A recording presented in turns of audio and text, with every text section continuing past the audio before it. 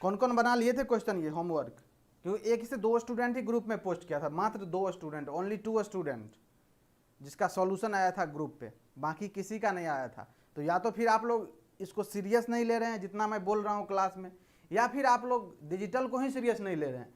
और मैं फिर से मैं बोल रहा हूँ आज, ये जो बेसिक्स है ना, अगर ये क्लियर है तभी जाके जब हम बाद में शॉर्ट ट्रिक बताएंगे, जब आप कम्बिनेशनल पढ़ोगे, जब आप इससे के बाद नेक्स्ट चैप्टर लॉजिक गेट पढ़ोगे, तभी जाके ये सब चीज़ें समझ में आएगी। क्योंकि वहाँ पे फिर बोलेंगे सर एसओपी फॉर्म में क्या लिख दिए, पीओएस फॉर्म में क्या लिख दिए, ये मीन टर्म क्या बोल रहे हैं, ये मैक्स टर्म क्या बोल रहे हैं। इसीलिए ये टर्म सब जो यूज होगा एक क्वेश्चन में, इसको मैं अभी क्लियर कर दे रहा हूँ थ्रू एग्जाम्पल।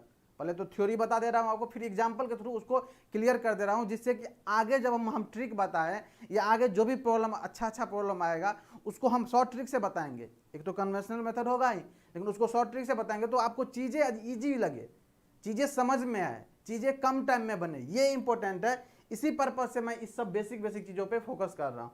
तो ये बता दीजिए कौन कौन ये क्वेश्चन ट्राई किए थे आप लोग, या फिर सेशन में हैं या नहीं, ये कुछ दिख ही नहीं रहा है यहाँ पे, मुझे रिस्पॉन्स ही नहीं दिख रहा है आप लोगों का, या मेरा चैट नहीं चल रहा है, बता दीजिए एक बार। फोन में देख लेता हूँ मैं, इसमें तो चैट का इशू नहीं होना चाहिए आई थिंक। और सब लोग एक बार सेशन कर दीजिए, सेशन को शेयर कर दीजिए एक बार, जिससे कि सारे स्टूडेंट एटलीस्ट प्रेजेंट हो जाए जो रेगुलर क्लास में आते हैं।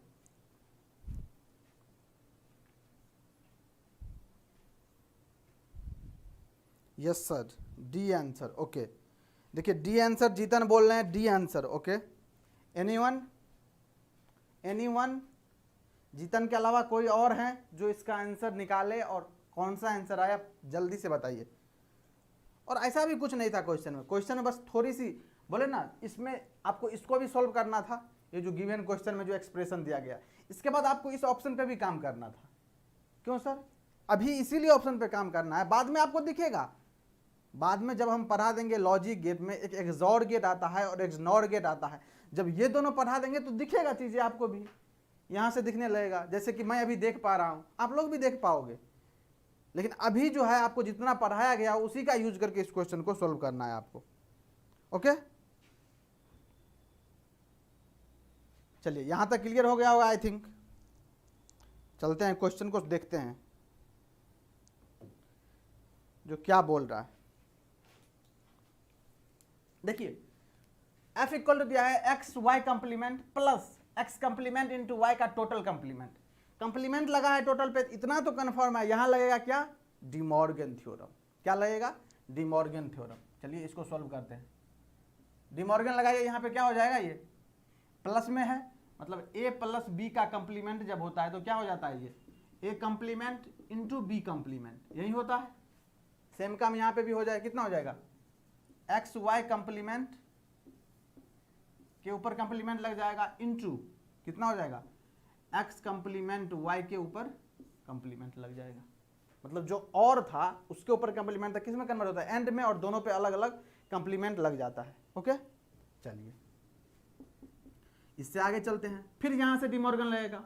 अब कौन सा डिमॉर्गन लगेगा, तो दोनों प्रोडक्ट में अगर कंप्लीमेंट होता है तो दोनों क्या हो जाता है, अलग अलग समेशन में, और दोनों पे अलग अलग कंप्लीमेंट। सेम काम यहां पे कीजिए, क्या sir, x bar plus Y बार, इसके ऊपर कंप्लीमेंट, क्योंकि एक्स के ऊपर कंप्लीमेंट प्लस वाई बार तो ऑलरेडी लिखा हुआ है यहाँ पे, इसके ऊपर कंप्लीमेंट इनटू यहाँ क्या हो जाएगा, एक्स कंप्लीमेंट के ऊपर कंप्लीमेंट प्लस वाई कंप्लीमेंट, यही होगा। यहां तक किसी को डाउट नहीं। चलिए अब देखिए, एक्स कंप्लीमेंट तो एज इट इज रहेगा, प्लस वाई के डबल कंप्लीमेंट लेंगे तो क्या हो जाता है, वही वेरिएबल एज इट इज, और यहां पे कितना हो जाएगा, एक्स प्लस कितना हो जाएगा, वाई बार। इसको देखिए क्या ख्याल आ रहा है, ये किसका एक्सप्रेशन है। अगर आप पढ़े होंगे डिजिटल इलेक्ट्रॉनिक्स, अगर आप पढ़े होंगे कहीं पे भी, या कॉलेज में या खुद से, तो आपको ये पता होगा ये किसका एक्सप्रेशन लिखा हुआ है, जल्दी बताइए। X bar plus Y into X plus Y bar, ये किसका एक्सप्रेशन लिखा हुआ है,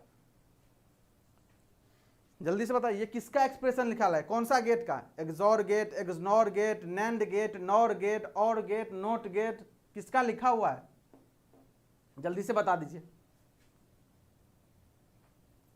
Amit Kumar answer B, okay. Shilpa Banerjee XNOR gate, okay. Anyone anyone. इसके अलावा ये किसका एक्सप्रेशन लिखा गया है, तो अभी मैं बता दे रहा हूं आपको, वैसे पढ़ाऊंगा ही। क्या सर, एक्सॉर गेट और एक्सनॉर गेट। तो जनरली लोगों को याद क्या रहता है वो मैं बता दे रहा हूं। एक्सॉर गेट का एक्सप्रेशन सबको याद होगा। इसमें से क्या होता है, ए एक्सॉर बी, जिसको बोलते हैं A B bar plus A bar B, ये सबको याद रहता है। एक्सनॉर का एक्सप्रेशन क्या होता है, A XNOR B A B A bar B bar plus A B, ये सबको याद रहता है। क्यों, क्योंकि ये दोनों एसओपी फॉर्म में है और ये भी एसओपी फॉर्म में है। लेकिन सिंपल सी बात है, अगर एसओपी फॉर्म में है तो इसका पीओएस फॉर्म भी होगा, सिंपल सी बात है। तो ये एक्सॉर का एसओपी फॉर्म है। सर इसका पीओएस फॉर्म क्या है, तो इसका जो पीओएस फॉर्म होता है वो ए प्लस बी इंटू ए बार प्लस बी बार, किसका, एक्सॉर का। और एक्सनॉर का पीओएस फॉर्म क्या होता है, ए बार प्लस बी इंटू ए प्लस बी बार। ये इसी का एक्सप्रेशन है, लेकिन ये पीओएस फॉर्म में है और ये पीओएस फॉर्म में है। आ रहा है समझ में, ये एसओपी फॉर्म है। जनरली जो याद रखते हैं अपने लोग वो एसओपी फॉर्म में इसको याद रखते हैं, लेकिन आपको अब दोनों याद रखना है, क्योंकि क्वेश्चन में जब यूज होगा तो बहुत ही ज्यादा हेल्पफुल होने वाला है। ये एसओपी फॉर्म में ये और पीओएस फॉर्म में ये सिमिलर काम, ये एसओपी फॉर्म में और ये किस में है, पीओएस फॉर्म में। तो अगर ये याद रहेगा तो क्वेश्चन को इजी में टैकल कर लीजिएगा। अब देखिए ये क्या लिखा हुआ है, X bar plus Y into X plus Y bar, किसका एक्सप्रेशन है, एक्सॉर का तो है ना, एक्सनॉर का है। देखिए ए बार प्लस बी यही है, X bar plus Y plus into ए प्लस बी बार, मतलब एक्स प्लस वाई बार। तो इसको क्या लिख सकते हैं हम, एक्स एक्सनॉर वाई लिख सकते हैं क्या, किसी को कोई दिक्कत है, लिख सकते हैं एक्स एक्सनॉर वाई। अब ये बताइए एक्स एक्सनॉर वाई जो है वो क्या होता है, किसके इक्वल होता है, इसको ऐसे लिख सकते हैं क्या, एक्स एक्सॉर वाई का कंप्लीमेंट। मतलब सर, मतलब ये जो एक्स एक्सनॉर वाई जो है वो एक्स एक्सॉर वाई के कंप्लीमेंट होता है। इसको आप ऐसे भी बोल सकते हैं, two input XOR gate and XNOR gate complement to each other. क्या बोल रहा हूं, याद सुनिएगा सही से, two input XOR gate and XNOR gate complement to each other. थोड़ा सा और जनरलाइज कर देते हैं, तो इवन नंबर ऑफ इनपुट, देखिए even number of input XOR gate and XNOR gate complement to each other. क्या बोल रहे हैं, इवन नंबर ऑफ इनपुट, चाहे 2 हो, चाहे 4 हो, चाहे 6 हो, ये जितना भी इवन नंबर ऑफ इनपुट है, एक्सॉर गेट और XNOR gate complement to each other होता है, only even number of input. याद रखिएगा इस बातों को, वैसे जब पढ़ाएंगे तो नोट में सारा कुछ लिखा जाएगा, अभी समझने के लिए मैं बता रहा हूं। तो अब तो ये आ गया। अब देखिए एक्स एक्सॉर वाई आ गया, लेकिन एक्सॉर गेट का 2 चीज पता है आपको, यह है पीओएस फॉर्म में और यह है एसओपी फॉर्म में। अब चलते हैं ऑप्शन की तरफ। देखिए ऑप्शन में जो चीजें हैं किस फॉर्म में दिया गया है, ये तो वैसे नहीं होगा और ये तो वैसे भी नहीं दिख रहा है। इस दोनों में देखिए ये दोनों कौन से फॉर्म में दिया गया है, सर पीओएस फॉर्म में दिया गया है। कौन सा फॉर्म में दिया गया, पीओएस फॉर्म में दिया गया। तो इसका पीओएस फॉर्म क्या होता है, ये लिख दीजिए यहाँ पे, क्या हो जाएगा, X plus Y into X bar plus Y bar के ऊपर क्या हो जाएगा, कंप्लीमेंट। और ये कौन सा ऑप्शन में दिख रहा है, ये ऑप्शन नंबर बी में दिख रहा है। देख लीजिए ये किस में दिख रहा है, ऑप्शन नंबर बी में दिख रहा है। क्यों सर, क्योंकि ये एक्स एक्सॉर वाई का वैल्यू ये है, इसके ऊपर कंप्लीमेंट लगाए तो कंप्लीमेंट भी तो लगाइएगा ना आप। क्या बोला है, ये सेम है, किसके सेम में है, तो इसके सिमिलर हो जाएगा ये एक्सप्रेशन जो कि लिखा हुआ है। तो B is your correct option, NOTA नहीं होगा। इसलिए ना बोले आपको देखने की जरूरत है, आपकी निगाहें जो है फोकस होनी चाहिए। अब तो जितना चीजें पता होगा उतना जल्दी आप क्वेश्चन को सोल्व करोगे और उतना जल्दी आपको दिखेगा चीजें। अच्छा यहां से ये हो जाएगा, एक्सनॉर बिल्कुल सही है, एक्सनॉर एक्सनॉर। सर वॉइस थोड़ा लो आ रहा है, कोई नहीं सुजीत, थोड़ा सा आप वॉइस को अप कर लीजिए अपने मोबाइल से, ये इशू रिजॉल्व हो जाएगा आपका। ओके, थोड़ा सा वॉइस को अपने में ज़्यादा कर लीजिए, इंक्रीज कर दीजिए, ठीक हो जाएगा चीज़ें। ओके, यहाँ तक कोई डाउट, समझ में आया कि नहीं ये बता दो, ये क्वेश्चन समझ में आया कि नहीं। और अच्छा क्वेश्चन है, रिवीजन पर्पस में इसको रख देना, जब रिवीजन करना तुम तो इसको जरूर रिवाइज करना, इस टाइप का क्वेश्चन। क्योंकि अगर इस टाइप का क्वेश्चन आप रिवाइज करोगे तो आपका माइंडसेट चेंज हो जाता है। क्योंकि आप लोग आसान आसान क्वेश्चन जो करते हो ना, जिसमें कुछ होता ही नहीं है, क्वेश्चन सोल्व किया आंसर लेके आगे, तो फिर माइंडसेट आपका वहीं बन जाता है। लेकिन एग्जाम में अगर कुछ गेम किया तो फिर आप वहाँ पे जाके ढेर हो जाते हो। तो इसलिए इस टाइप का क्वेश्चन जरूर रखना रिवीजन में। ओके, यहाँ तक क्लियर है? बता दिए जल्दी से, थोड़ा जोश एनर्जी दिखाइए कमेंट सेक्शन में। लग ही नहीं रहा आप लोग है भी इस सेशन में, पता नहीं क्यों इतना दुखी है। कुछ हो गया है क्या आप लोगों को, या प्रेशर ज़्यादा हो गया है एग्ज़ाम का, जो क्या होगा सर नहीं होगा? बता दो, क्यों इतना टेंशन में लग रहे हो यार तुम लोग? ना एनर्जी दिख रही है, ना इंटरेक्शन दिख रहा है, सब बस पढ़ रहे हैं, पता नहीं क्या हो रहा है। क्वेश्चन देख के डर गए हैं।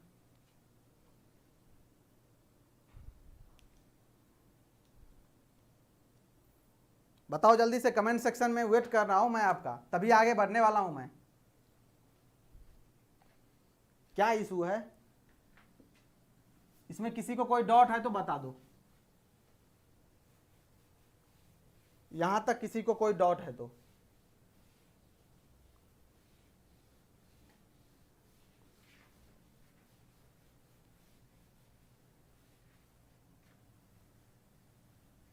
इतना क्वेश्चन करवाऊंगा, हर एक टाइप का क्वेश्चन करवाऊंगा, आपका पूरा कॉन्सेप्ट क्लियर होगा।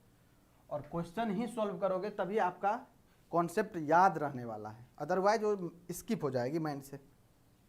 Clear sir, clear. तो यार इंटरेक्टिव रहा करो ना सेशन में, पता नहीं सो जाते हो तुम लोग। चलो एक क्वेश्चन और करो जल्दी, जल्दी से एक क्वेश्चन और करो। द लॉजिक एक्सप्रेशन या लॉजिक फंक्शन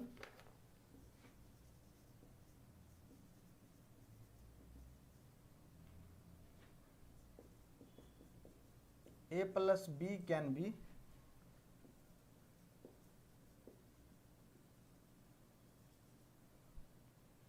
expressed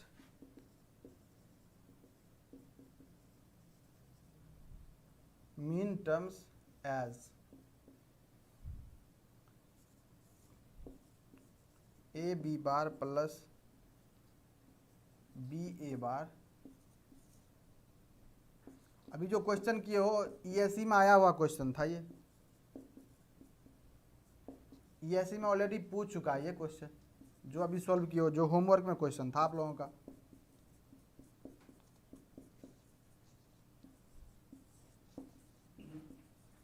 जल्दी बताओ ये,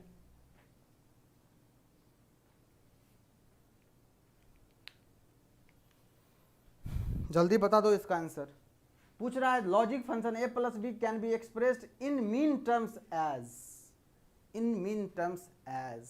और मीन टर्म और मैक्स टर्म आपको कल बताए थे, अच्छी तरह से बताया गया था, तो इसीलिए ना बोल रहे हैं जो बताया गया है उसी के बिहार पे मैं क्वेश्चन लेके आऊंगा। और जब पूरी चैप्टर कंप्लीट हो जाएगी तो फिर पूरा चैप्टर से किसी भी कॉन्सेप्ट से क्वेश्चन, कोई दिक्कत नहीं, आपको भी मजा आने वाला है। और हम पूरे क्वेश्चन का सीरीज एक करवाने वाले हैं जब चैप्टर कंप्लीट हो जाएगा तो, क्योंकि थ्योरी पे उतना थ्योरी पर कुछ नहीं होने वाला है, और मैं थ्योरी उतना बताने वाला भी नहीं हूँ और बता भी नहीं रहा हूँ आपको। जितना रिक्वायरमेंट है एग्जाम के क्वेश्चन को सॉल्व करने के लिए उतना ही पढ़ना है, इसलिए स्मार्ट होकर पढ़ना है। उस भीड़ का पार्ट नहीं बनना है जिसमें जा रहा है स्टूडेंट, जा रहा है, पता नहीं चल रहा, पढ़ते जा रहा है, पता ही नहीं चल रहा जो कितना पढ़े सर, क्या याद रखें। लेकिन नहीं, एग्जाम का क्वेश्चन इंपॉर्टेंट है, उस क्वेश्चन को टारगेट करके आपको पढ़ना है।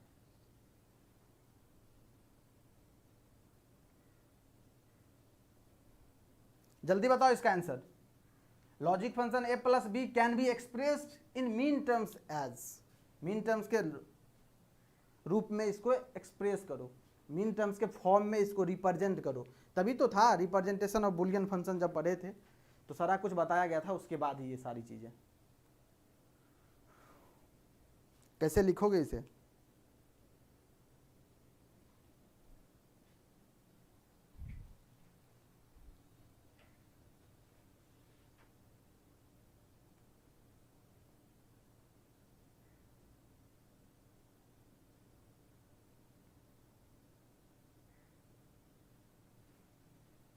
एनीवन? किसी का आंसर नहीं है अभी तक?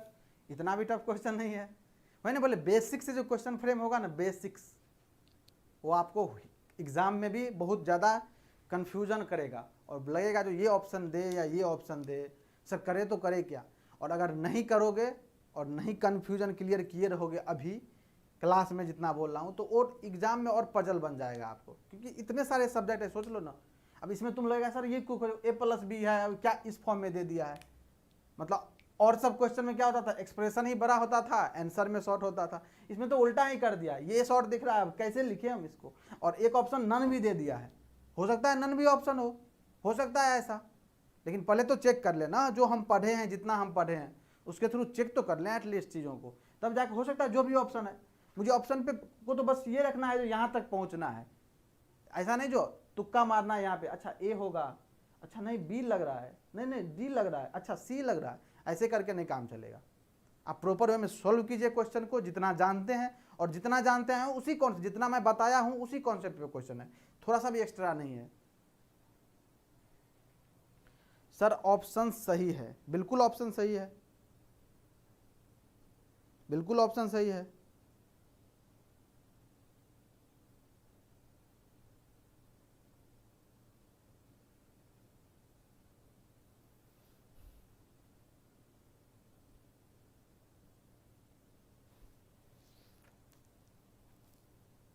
बिल्कुल सारे ऑप्शन सही हैं, इसलिए तो मैं बोला हूं आपको, ऑप्शन में कोई गलती नहीं है, सही है। क्या आंसर आ रहा है अमित? आंसर पुट करो जल्दी से कमेंट सेक्शन में, अगर आपको ऑप्शन पे डाउट है तो आंसर पुट करो, कितना आ रहा है आपका, देख लेते हैं।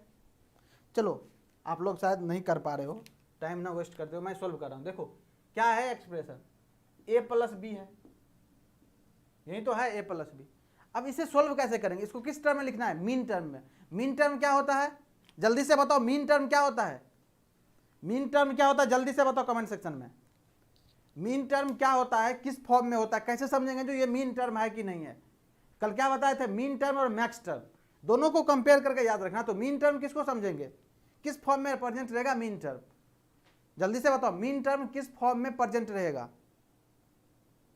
मीन टर्म किस फॉर्म में प्रेजेंट रहेगा, product term. Well done, product term. अब इसको बना, ये अभी क्या है, समेशन के फॉर्म में है, इसको प्रोडक्ट के फॉर्म में मुझे बनाना है। ओके, अब देखते हैं इसको, इस पे वर्क करते हैं, कैसे करेंगे वर्क। तो ये देखो तुम्हें बताए थे हम क्या, यहाँ पे f इक्वल टू मान लो ये दो वेरिएबल है यहाँ पे ए और बी। ओके, अब इसको मुझे बनाना है तो इसको क्या लिख सकते हैं, ये देखो ए है, यहाँ कुछ नहीं है तो 1 तो होगा ना, प्लस सिमिलर का यहाँ बी नहीं है तो क्या होगा, 1 तो होगा ना, 1 से होगा ही मल्टीप्लाई, तभी कोई दिक्कत नहीं है। अब सर ये 1 क्यों लिखा, और एक ही बार 1 क्यों, 2 बार क्यों नहीं लिखे 1, तो ये देखो ए और बी दो ही वेरिएबल है ना, तो एक वेरिएबल तो ऑलरेडी यहाँ प्रेजेंट है, और इसको अगर 1 को लिखेंगे बी के फॉर्म में तो क्या लिख सकते हैं, बी प्लस बी बार लिख सकते हैं, कोई दिक्कत है किसी को, बी प्लस बी बार तो लिख ही सकते हैं क्योंकि 1 ही देता है। और सेम सिमिलर का हम यहाँ पे बी एज इट इज इसको लिख सकते हैं ए प्लस ए बार, कोई दिक्कत यहाँ तक आई थिंक नहीं होना चाहिए। ओके, अब देखो इसको ब्रेक कर दो, कितना हो जाएगा ये, A B plus A B bar plus A B plus A bar B. अब देखो 2 बार है ए बी और ए बी, पता है ए और ए को ऐड करोगे ए ही मिलता है, तो कितना हो जाएगा ये A B bar plus A bar B plus A B, यही हो जाएगा इसका आंसर। और देखो ये प्रोडक्ट टर्म में प्रेजेंट है कि नहीं, प्रोडक्ट टर्म में प्रेजेंट है कि नहीं सारे। ओके, अब देखो ये जो है इसका क्या हो जाएगा, इसमें से ऑप्शन मैच करवाओ, देखो A B bar plus B A bar कौन सा ऑप्शन में है, यहाँ तो 3 टर्म है तो ये तो हो ही नहीं सकता है, 2 ही टर्म दिख रहा है। ए बार बी, इसमें है ए बार बी, ए बी बार भी है, लेकिन ए बार बी बार है तो ये भी नहीं है, क्योंकि ए बी होता तब ये करेक्ट हो जाता। यहाँ देखो ए बार बी बार और ए बार बी, ये भी नहीं है, तो नन तो ऑप्शन में प्रेजेंट है ना, और D is your correct option. कौन बोला जो डी नहीं हो सकता है, डी भी तो हो सकता है ना जब प्रेजेंट है नन। तो अगर यहीं पे ए और बी होता है, ए बार बी बार नहीं होता, तो ये ऑप्शन जो गलत नहीं होता, ये ऑप्शन करेक्ट हो जाता, क्योंकि यही तो एक्सप्रेशन आया है ना, A B bar plus A bar B plus A B, यहाँ पे ए बार बी बार है, इसीलिए ये ऑप्शन करेक्ट नहीं होगा। ओके, तो D is your correct option. यहां तक समझ में आया, यहां तक clear, D is your correct option. Okay, चलो एक बार शेयर करो तुम लोग ग्रुप में पहले, आप तब आगे बढ़ेंगे हम सब लोग। एक बार जाके शेयर करो पहले, फिर मैं आगे पढ़ाने वाला हूं जो नेक्स्ट टॉपिक आने वाला है। ये क्वेश्चन आई थिंक कंप्लीट हो गया है, जल्दी से शेयर करो एक बार, सब लोगों को बुला लो जिसको क्वेश्चन करने में इंटरेस्ट नहीं है, थियोरी पढ़ने में इंटरेस्ट है, क्योंकि जितने लोग आ रहे थे वो लोग भी नहीं आ रहे हैं सेशन में। छुट्टी उट्टी तो नहीं है आज, वैसे लॉकडाउन में तो सब दिन छुट्टी ही रहती है।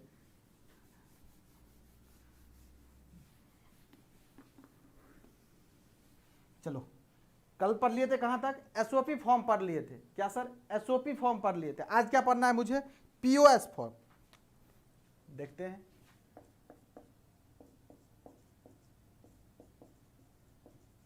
पीओएस फॉर्म मतलब product of some.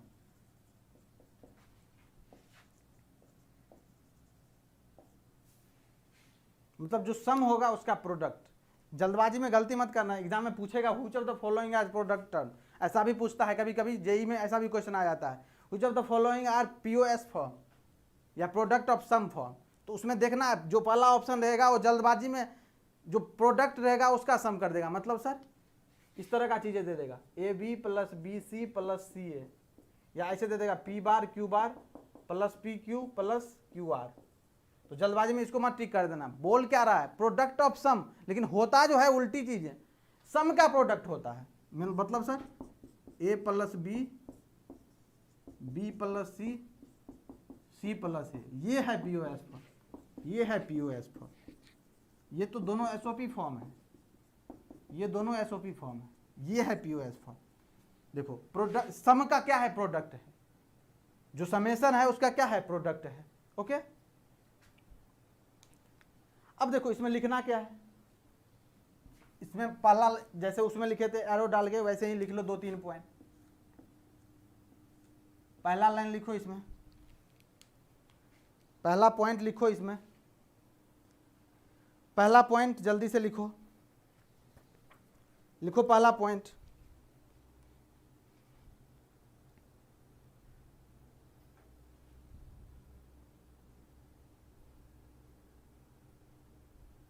It is a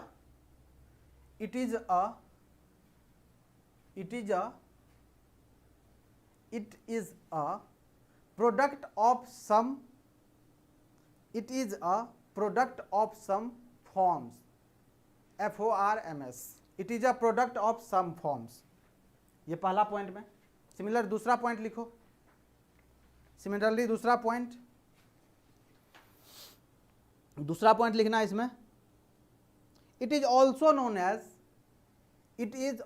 known as conjunctive normal form। क्या, also known as, it is also known as conjunctive normal form। ये नेम है इसका पीओएस का, उसमें क्या था, डिसकंजक्टिव नॉर्मल फॉर्म, एसओपी का नाम, ये है कंजक्टिव नॉर्मल फॉर्म। ओके, तीसरा पॉइंट लिखना है इसमें, तीसरा पॉइंट लिखो, तीसरा पॉइंट लिखना,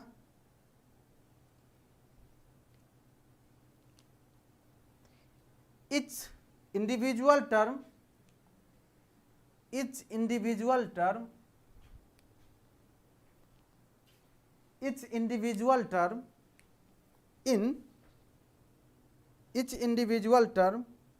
in a standard POS form, a standard POS form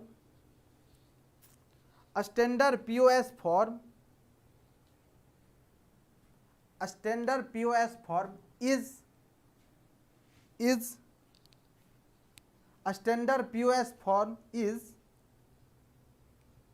called maxter, is called maxter। Okay, यहां तक क्लियर होगा, 3 point. Fourth and last point लिखना है इसका, फोर्थ एंड लास्ट पॉइंट लिखना, POS form are used in, चौथा पॉइंट है, POS forms are used in, POS forms are used in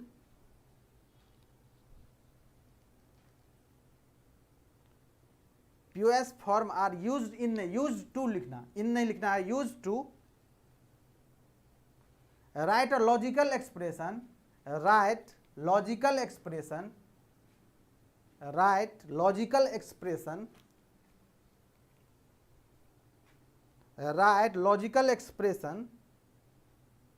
for output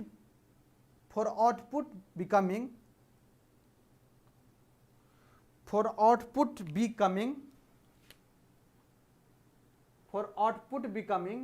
logic 0। For output be coming, be अलग है, coming अलग है। For output be coming logic 0, be अलग और कमिंग अलग है। एक बार फिर से बोल दे रहा हूं इसको मैं, POS form are use to write logical expression for output be coming logic 0। Okay, यहां तक क्लियर? लिख लिए सब कोई? लिखे कि नहीं बता दो एक बार, लिखे कि नहीं चारों पॉइंट? और ये पॉइंट इंपॉर्टेंट है इसलिए मैं पॉइंट लिखवा रहा हूं, नहीं तो कोई जरूरत नहीं थी मुझे लिखाने की। तुम्हें याद रहेगा बाद में जब तुम रिवाइज करोगे चीज़ों को, अभी तो लग रहा है जो याद है, लेकिन ये सब चीज़ें जब रिवीजन करने जाओगे और जो नोट्स नहीं बना रहे होगे उसको पता चलेगा उस टाइम पे कुछ याद ही नहीं रहने वाला है फिर। अब देखो इसको कैसे रिप्रेजेंट करते थे, अब देखो इसको रिप्रेजेंट कैसे करते हैं, इसको रिप्रेजेंट कैसे करते थे। एक टेबल बनाते हैं यहां पे भी, जैसे कि वहां पे बनाए थे टेबल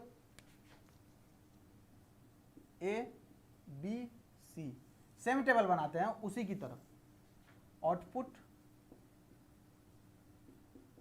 Y, 3 इनपुट से कितना टोटल कॉम्बिनेशन? 8 कॉम्बिनेशन, 0 0 1 0 1 0 0 1 1 1 0 0 1 0 1, इसके बाद 1 1 0 और लास्ट में 1 1 1, यही 8 कॉम्बिनेशन बनेगा। यहाँ क्या था? 0 0 0 1 0 1 1 1, यही था ना? देख लो टेबल, जो टेबल हम SOP फॉर्म में बनाए थे वही टेबल बना रहे हैं एज इट इज, और यहाँ से एक रिलेशन भी दिखाएंगे हम आपको, यही टेबल था।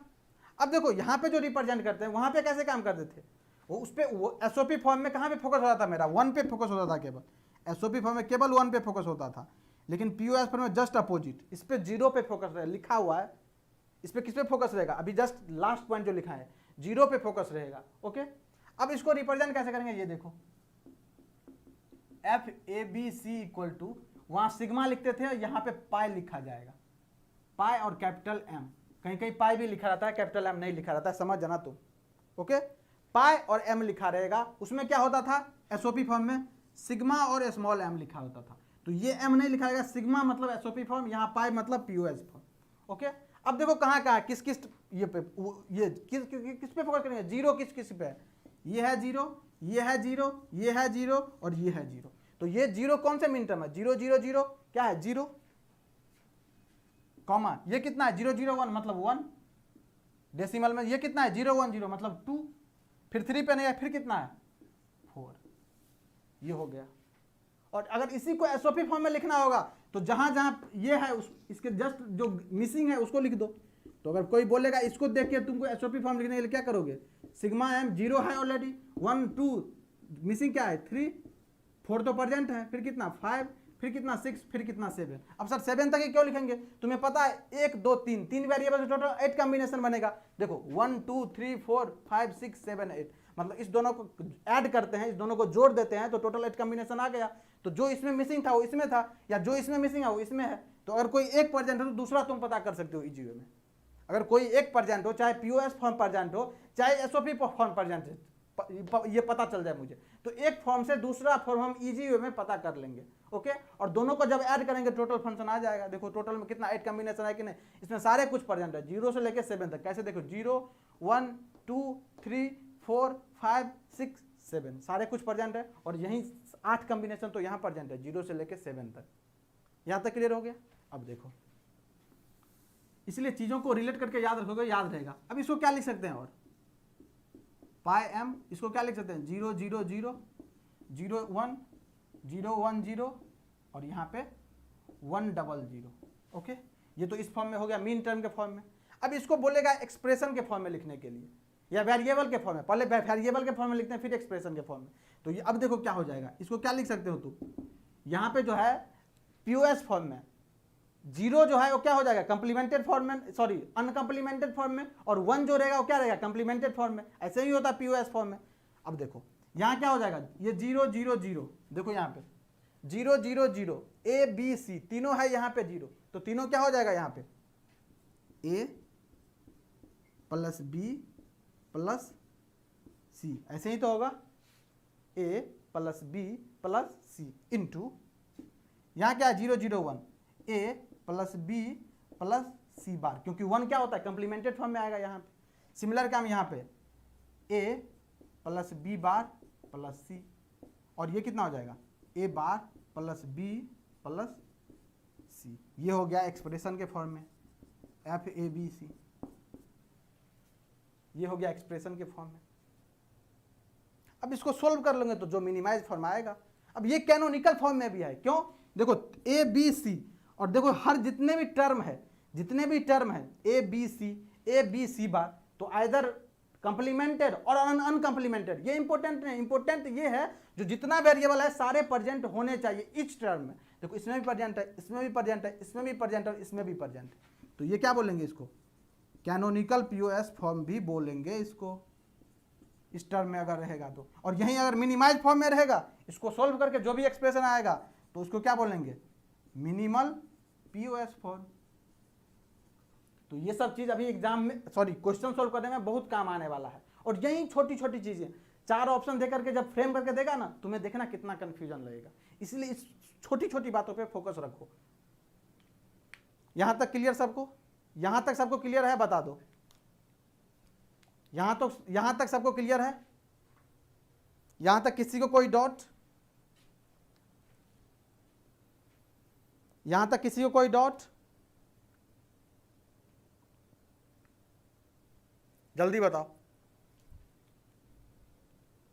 यहां तक किसी को कोई डाउट है, नोट डाउन कर लिया, इसको इरेज करूं इसे। Vinayak Kumar Maurya, good morning sir, okay, यहां तक क्लियर। चलो